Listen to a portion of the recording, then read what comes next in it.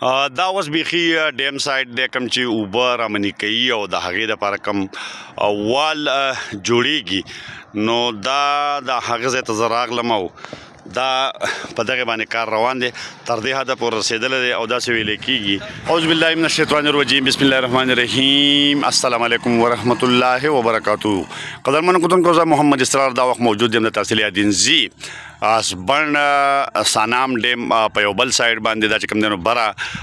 د دې نه بره چې کومې خوړګۍ وې چې هغه اوبه به مخکې دغه خوړ ته د ډیم د ایریا ته چې کوم دی نو برای راست به دی نو دغه کورونه چې کوم دی د پیر صاحب د کورونه لاندې دا کومه خوړګۍ راغلې وه نو په دې باندې دا خوړګۍ دي دیوال وهو دا پکې بیا دې کورونو ته چې کوم دی نو پل وکړو او دغه شان ته که موږ بیا دې طرف ته ګورو نو دا دغه سایډ ته روانه ده او داسې دی نو ډیم دا چې کوم وال دی د اوبو د رامنې کولو نو هغه خوا به لاندې دی تاسو ته بیا دغه شانتې حال ته وښیم خو د هغې نه بره دا ایریا چې کوم دی نو دا راځي او دا خوړګۍ دا اوبه چې دی نو دا به په دې سایډ باندې چې کوم دی نو ډیم ته غورځولی کېږي دغه شانتې دا که موږ بره دا ایریا وګورو د هغه بامبولی د روډه پورې دا سایډونه چې کوم دی نو دا د اوبو به ډکېږي او ډیم به جوړیږي دغه به اوبه دا اوس بیخي ډیم سایډ دی کوم چې اوبه رامنې کوي او د هغې دپاره کوم وال جوړیږي نو دا د هغه ځای ته زه راغلم او دا په دغه باندې کار روان دی تر دې حده پورې رسېدلی دی او یخودی کېږي دې شګې ته چې کوم چې بیا دا اوبه چې کوم دی نو رامنې کوي او یاره وسن تقریبا د 100 پوټ نه خو به زیات کار شوی چې کوم دنګوالی دی نو د آري خوشتنه نن د جمعې ورځ د خدا به تقریبا هغه خټ چې دا سوزکی روان دی نو دغې ته به رسي دغې پورې به چې کوم دی نو دا دنګېږي د دې نه علاوه چې کوم مین ګوره دا د دې ځایږي نه شروع شوی دی دا چې کوم مین وال دی چې کوم د اوبو د رامنې کولو لپاره والی کېږي دا د دې ځایږي نه شروع دی او په مخه باندې دا بیا مستقل چې کوم دی نو د دې ځای پورې تللی دی دا خو یاره یو 50 فوټ نه خو به زیات او بیا دلته ورته په دې ځای کې مین چې کوم هغه کرش ایښودی شوی دی او د خاورې نه ډکېږي نو دا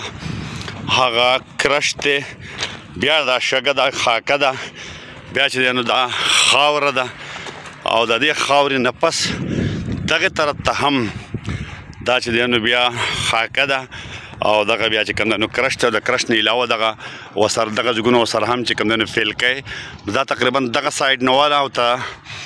دې سایډ پورې دا ټوله چې څومره ایریا ده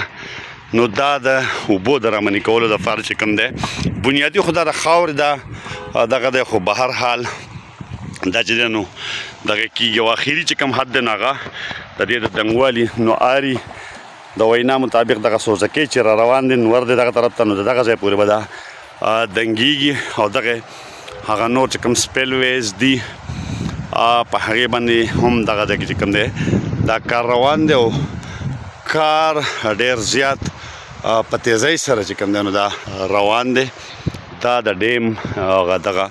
صورتحال دا اوبه چې دي دا به په دغه سپیل ویز باندې لاندې هلته غورځېږي بیا په مخه هغه چې کوم دیوال والی شوی دی د دغې نه به اخوا ځي دغه اخري دغلته کې دغه دلته به رامنې کېږي او باقي دغه کار چې دی نو دا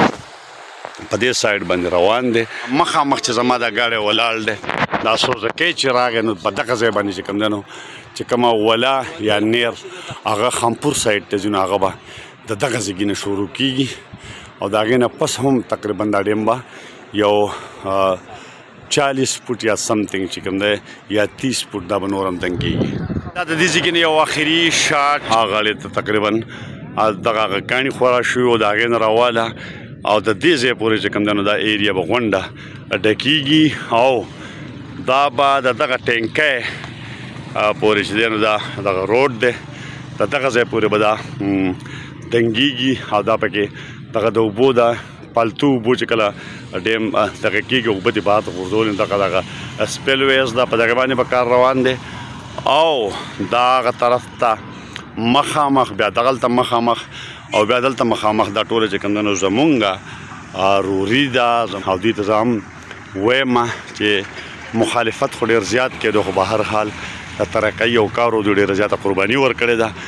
اوس هم د دې ګیلې دي چې یاره مقامي خلکو ته پکې روزګار نه ورکړی کېږي، نو پکار ده روزګار موقع چې کوم دی نو دا مقامي خلکو ته او په خصوصي توګه هغه خلکو ته ورکول پکار دي چې کم دلته کې قربانۍ ورکړي دي، ځمکې ورکړي دي. بېشکه هغوی ته به د ځمکې پیمنټ شوی، خو بیا هم چې کوم دی نو ضروري ده چې دې ته چې کوم دی نو دغه پرایورټي چې کوم دی نو ورکړی شي. یو ځل بیا دغه پکې سپیل ویز دی او دغه موټر چې را روان دی دغه ځای پورې به دا دنګېږي او کار پرې روان دی. نن خو د جمعې ورځ د کار بند دی، خو فی الحال چې کوم دی نو دغه صورتحال دی. وخت په وخت به موږ تاسو ته دا څیزونه چې کوم دی نو په ګوته کوو، ښیو به درته تازه صورتحال. تر بل پروګرامه پورې خپل کور بل اجازه ورکوئ. د الله په امان.